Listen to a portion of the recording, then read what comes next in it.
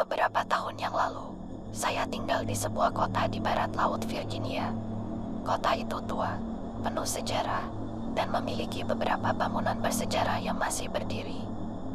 Banyak lokasi di kota tersebut tampaknya cocok menjadi tempat tinggal bagi arwah-arwah yang telah tiada. Beberapa tur hantu ditawarkan oleh pemandu lokal, dan ada bahkan sebuah tempat pembuatan anggur yang dulu digunakan sebagai rumah sakit darurat selama Perang Saudara Amerika. Namun, pengalaman saya adalah dengan arwah yang saya percaya jauh lebih kontemporer daripada yang mungkin Anda temui di tempat-tempat angker biasa.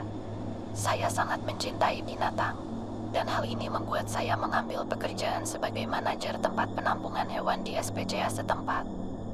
SPCA itu sendiri terbagi menjadi 2 gedung terpisah, pusat adopsi yang lebih baru, tempat calon pemilik hewan bisa bertemu dengan hewan-hewan yang tersedia, dan gedung intek yang jauh lebih tua. Di gedung intek inilah hewan peliharaan yang diserahkan atau hewan liar dibawa masuk, dikarantina jika diperlukan untuk waktu yang sesuai, divaksinasi, disosialisasikan, dan akhirnya dipindahkan ke sebelah saat sudah siap diadopsi. Saya percaya gedung intek ini dibangun pada tahun 1960-an atau 1970-an, dan usianya sangat terasa.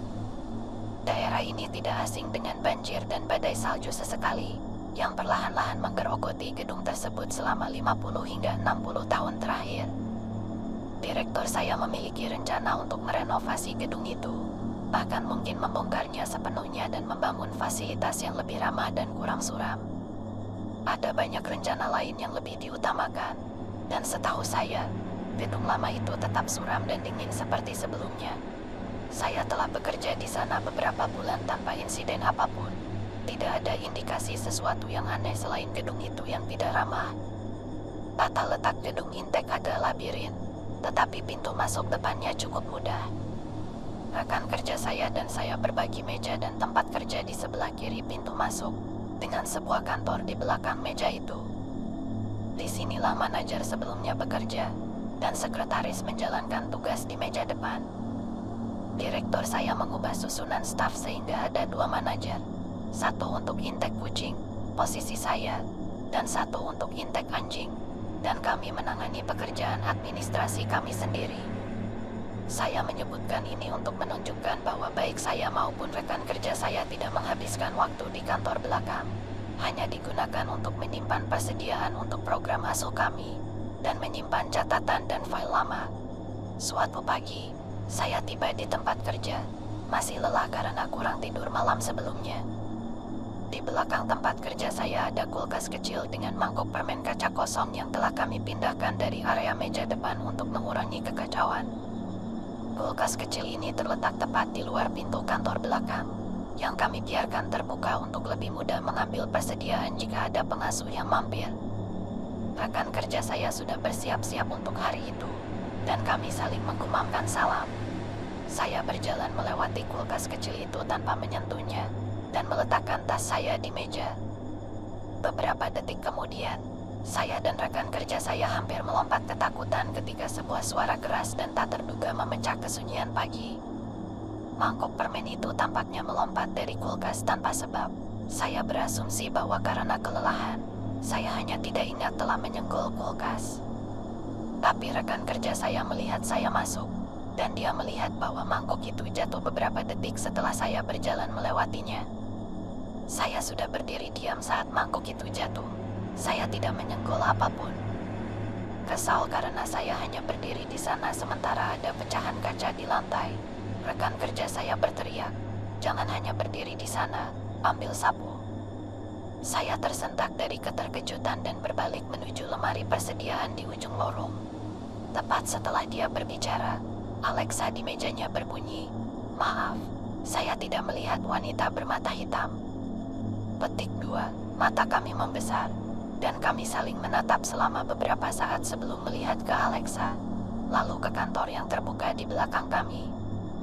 Kami berdua merasakan perasaan takut yang aneh saat kami memandang ke dalam dan tidak melihat apa-apa. Meski terguncang, kami harus memulai hari, dan kami sama-sama mencatat betapa anehnya Alexa mengucapkan sesuatu yang begitu aneh dan sama sekali tidak terkait dengan perintah rekan kerja saya. Biasanya, kami makan siang di meja. Tetapi ketika waktu makan siang tiba, kami masih merasa sangat terguncang dan pergi ke pusat adopsi untuk berbagi pengalaman kami dengan rekan kerja lainnya. Sebagian besar rekan kerja kami memang merasa terganggu, tetapi mereka tampaknya tidak terlalu memikirkan betapa anehnya hal itu. Namun, ketika kami menceritakan kejadian tersebut kepada direktur kami, dia langsung tegang. "Apakah aku pernah memberitahumu tentang manajer yang bunuh diri di kantor itu?" Tanyanya kepada kami. Rekan kerja saya dan saya sangat terkejut. Tidak, kami berdua terkejut serempak. Nah, dulu kami menyimpan obat-obatan di dalam gedung. Daripada meminta dokter hewan datang dengan persediaan mereka sendiri seperti yang mereka lakukan sekarang. Kami bahkan menyimpan obat untuk etanasia. Dia berhenti, membiarkan informasi baru ini meresap. Seorang mantan manajer di gedung Intek melakukan etanasia pada dirinya sendiri pada tahun 90-an. Itulah sebabnya kami tidak lagi menyimpan obat apapun yang tidak diresepkan dari kantor dokter hewan. Saya bertanya-tanya apakah itu yang dimaksud oleh Alexa dengan wanita bermata hitam. Kami merasa sangat terganggu oleh hal ini, dan berada dalam ketegangan selama seminggu atau 2 minggu berikutnya. Untungnya tidak ada aktivitas lebih lanjut dari kantor belakang atau pesan aneh dari Alexa lagi. Saya mencoba mencari bukti tentang bunuh diri aneh itu di surat kabar lokal pada masa itu, tetapi tidak menemukan apapun yang pasti. Ada kemungkinan keluarga meminta kematiannya dirahasiakan demi alasan privasi. Saya tidak punya alasan untuk meragukan ketulusan direktur saya, terutama jika insiden itu adalah alasan kebijakan penyimpanan obat harus diubah untuk fasilitas kami. Ini jelas merupakan hal paling menakutkan yang pernah saya alami mengenai hal-hal paranormal, dan saya berharap bahwa tempat kerja saya di masa depan tidak menjadi tempat tinggal bagi arwah-arwah yang tersisa.